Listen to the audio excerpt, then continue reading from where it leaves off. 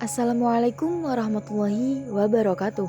Halo semua, perkenalkan saya Rizky Salamah dari Fakultas Ekonomi dan Bisnis Islam, Prodi Akuntansi Syariah. Di sini saya akan sedikit menjelaskan tentang IAIN Pekalongan, Kefebian, dan Prodi Akuntansi Syariah. Berikut penjelasannya.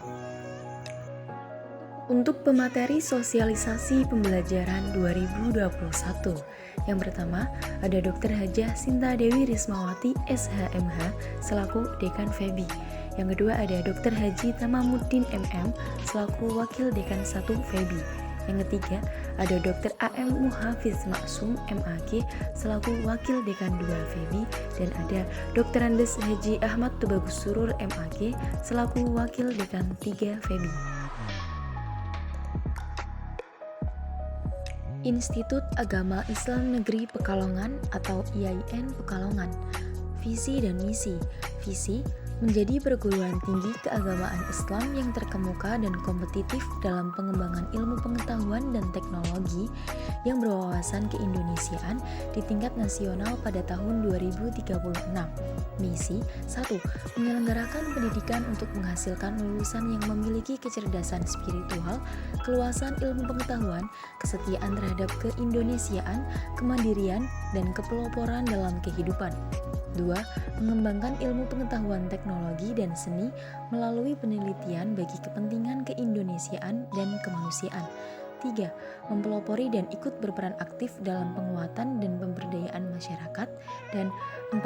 Menyelenggarakan tata kelola kelembagaan secara profesional, transparan, dan akuntabel dalam rangka mencapai kepuasan sivitas akademika dan pemangku kepentingan. Sebenarnya ada berapa sih fakultas di IAIN Pekalongan?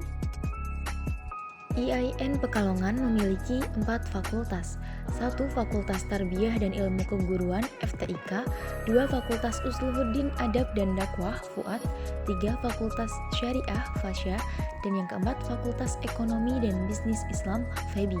Di sini saya akan sedikit menjelaskan tentang FEBI. Fakultas Ekonomi dan Bisnis Islam.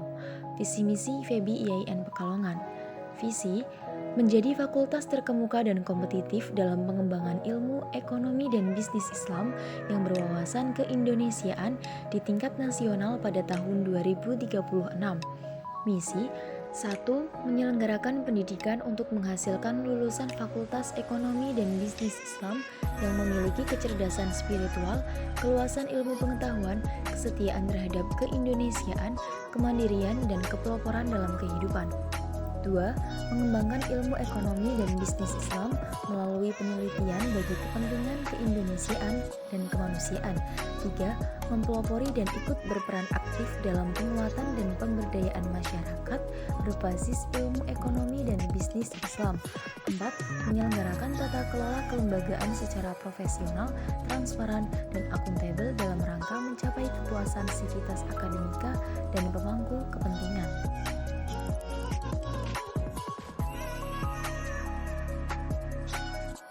Fasilitas-fasilitas yang ada di Fakultas Ekonomi dan Bisnis Islam.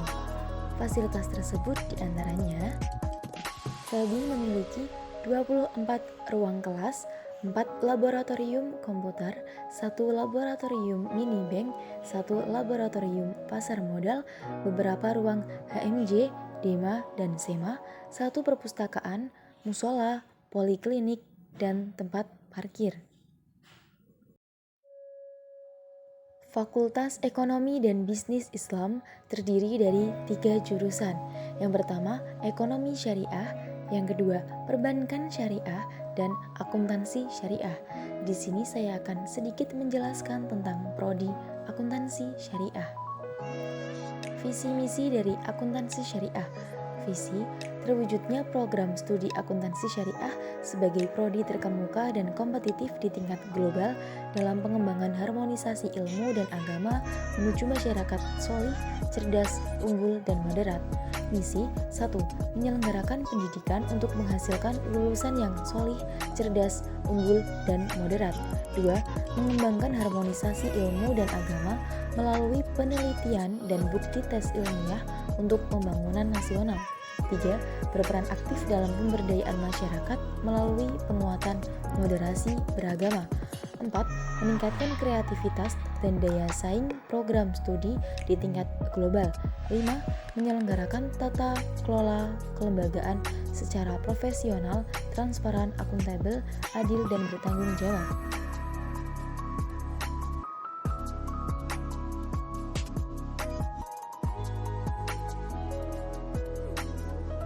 Lulusan akuntansi syariah gelar sarjana 1, yaitu akademisi, peneliti, konsultan, dan praktisi akuntan yang kompeten dan mampu menjadi entrepreneur muslim yang kreatif dan inovatif.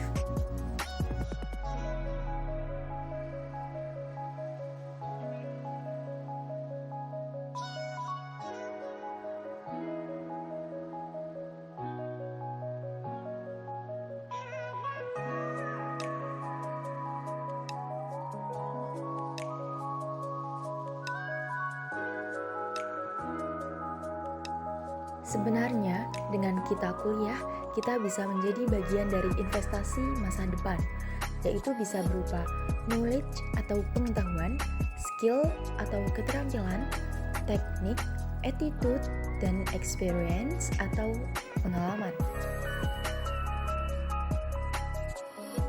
Strategi belajar. Macam-macam strategi belajar yaitu 1. Visual, 2. Auditori, 3. Kinestetik, 4. Kelompok, dan 5. Mandiri. Yang pertama, strategi belajar visual, yaitu dengan cara yang pertama, gunakan gambar, peta, atau grafik. 2. Visualisasikan materi dalam benak. 3. Beri warna dan gambar pada catatan, dan pahami materi lewat bacaan atau gambar. Strategi belajar auditori, yaitu dengan mendengarkan dengan baik penjelasan dosen di kelas. Yang kedua, terangkan secara lisan suatu pelajaran pada teman, atau bisa juga dengan menggunakan nada-nada lagu untuk mengingat. Strategi belajar kinestetik. Caranya yaitu melibatkan sebanyak mungkin anggota tubuh. Bisa dengan memperbanyak latihan soal dan tulis lagi poin-poin penting yang tadi sudah dipelajari. Kemudian, strategi belajar berkelompok. Hal yang pertama yaitu pilihlah teman belajar yang cocok. Yang kedua yaitu dengan saling membandingkan catatan dan tanya jalan pengerjaan bukan sekedar jawaban, serta rutinkan belajar bersama. Yang terakhir, strategi belajar mandiri. Jika kurang senang dengan kelompok, maka bisa belajar dengan mandiri, yaitu dengan memperbanyak literatur dan latihan soal yang digunakan, dan pilih tempat belajar yang tenang, serta cobalah berdiskusi dengan orang lain. Strategi menyimak secara aktif, yaitu dengan jaga kontak mata, aktif di kelas, fokus, selektif dalam mencatat, serta singkirkan kebiasaan-kebiasaan buruk. Strategi menghadapi ujian. Yang pertama, persiapan sebelum ujian, yaitu dengan belajar yang cukup, tahu spesifikasi ujian, belajar kelompok, serta siapkan materi. Pada seni presentasi, hal pertama yang harus kita lakukan yaitu menguasai materi, kemudian public speaking. Dengan pembukaan yang menarik, kontak mata, tidak sekedar membacakan materi, atur suara dan intonasi, hindari gerakan yang tidak perlu. Dan dalam penyajian materi, gunakan ilustrasi dan animasi, tampilkan inti saja, buat semudah mungkin untuk dimengerti. Etika mahasiswa. Etika atau etimologi yang berasal dari bahasa Yunani adalah ethos, yang berarti watak kesusilaan atau custom. Etika berarti juga adat kebiasaan atau cara hidup seseorang dengan melakukan perbuatan yang baik dan menghindari hal-hal tindakan yang buruk. Susila dalam bahasa Sanskerta lebih menunjukkan kepada dasar-dasar, prinsip, aturan hidup yang lebih baik. Dan akhlak dalam bahasa Arab berarti moral dan etika berarti ilmu akhlak.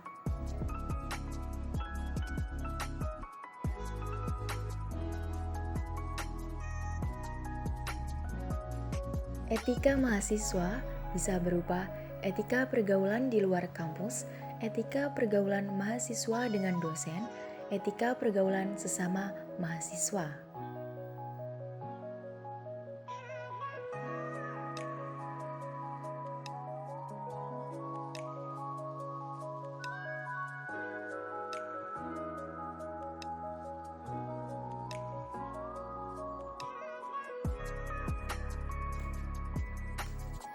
Kiat menulis karya ilmiah. Karya ilmiah adalah karya tulis yang dibuat untuk memecahkan suatu permasalahan dengan landasan teori dan metode-metode ilmiah. Biasanya, karya ilmiah berisikan data, fakta, dan solusi mengenai suatu masalah yang diangkat. Bentuk-bentuk karya ilmiah. Yang pertama, makalah. Biasanya makalah adalah tugas kuliah. 2. Artikel, tugas yang dipublikasikan. 3. Skripsi, program sarjana, tesis, serta disertasi.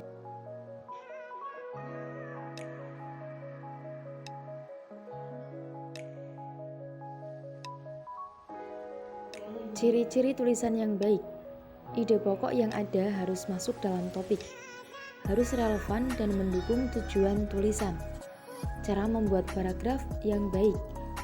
Harus ada subjek, objek, keterangan, predikat harus ada dan jelas. Topik yang jelas disimpulkan daripada paragraf itu. Tabel grafik yang harus semenarik mungkin. Biasanya tabel memberikan data spesifik, figur memberikan tren yang naik turun. Teks biasanya karena ada kata kunci yang tidak biasa digambarkan oleh tabel dan figur.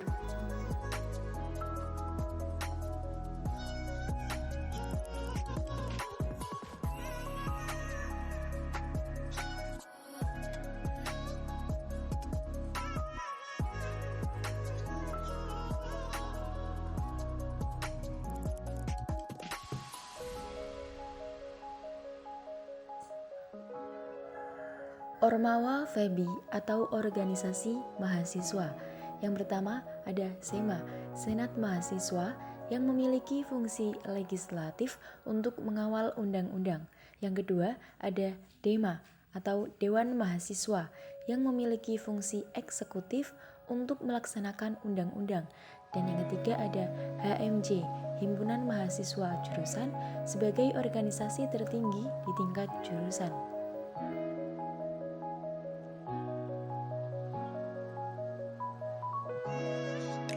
Ada beberapa organisasi di bawah naungan Fakultas Ekonomi dan Bisnis Islam yang sering juga disebut dengan UKM atau Unit Kegiatan Mahasiswa, yang terdiri dari 1. UKMF Dikres sebagai unit kegiatan mahasiswa intrakampus yang berkedudukan di bawah naungan Fakultas Ekonomi dan Bisnis Islam IAIN Pekalongan sebagai wadah dalam proses belajar bagi para mahasiswa di bidang penelitian dan riset.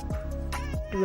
Ada UKMF Kewirausahaan IAIN Pekalongan, yaitu sebagai unit kegiatan mahasiswa di bawah naungan fakultas sebagai wadah dalam proses belajar bagi mahasiswa dalam bidang kewirausahaan atau entrepreneur. Yang ketiga, ada UKMF KSPMS atau sering disebut sebagai UKM Kelompok Studi Belajar Pasar Modal Syariah, yang merupakan unit kegiatan mahasiswa di bawah naungan fakultas sebagai wadah dalam proses belajar bagi mahasiswa di bidang pasar modal yang di bawah naungan Galeri Investasi Bursa Efek Indonesia.